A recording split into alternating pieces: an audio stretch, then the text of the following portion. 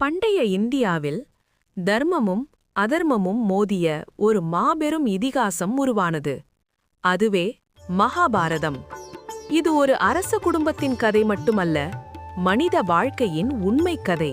குரு வம்சத்தில் பிறந்தவர்கள்தான் பாண்டவர்கள், கௌரவர்கள். ஒரே ரத்தம், ஒரே குடும்பம், ஆனால் மனதில் வேறு வேறு பாதைகள். தர்மத்தின் உருவம் பீமன், அதீத வலிமை. அர்ஜுனன், வீரத்தின் அடையாளம்.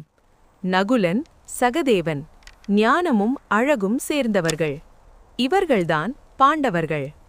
பாண்டவர்களின் புகழை பொறுக்க முடியாமல் துரியோதனனின் மனதில் பொறாமை விதையாக விதைக்கப்பட்டது.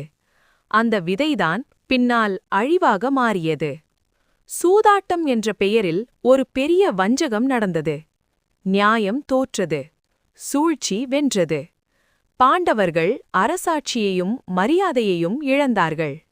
அரண்மனை வாழ்க்கை முடிந்தது, காடிதான் வீடானது. கஷ்டம் வந்தாலும் தர்மத்தை விட்டுவிடாமல் பாண்டவர்கள் வனவாசம் சென்றார்கள்.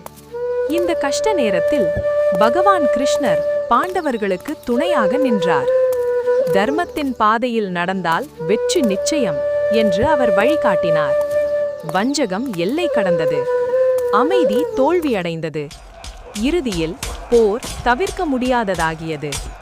குருஷேத்திரம் போர்க்களமாக மாறியது. போர்க்களத்தின் நடுவில் அர்ஜுனன் தயங்கினார். அப்போது கிருஷ்ணர் சொன்னார், உன் கடமையை செய், வெற்றி தோல்வி பற்றி கவலைப்படாதே. அதுவே பகவத்கீதையின் தொடக்கம்.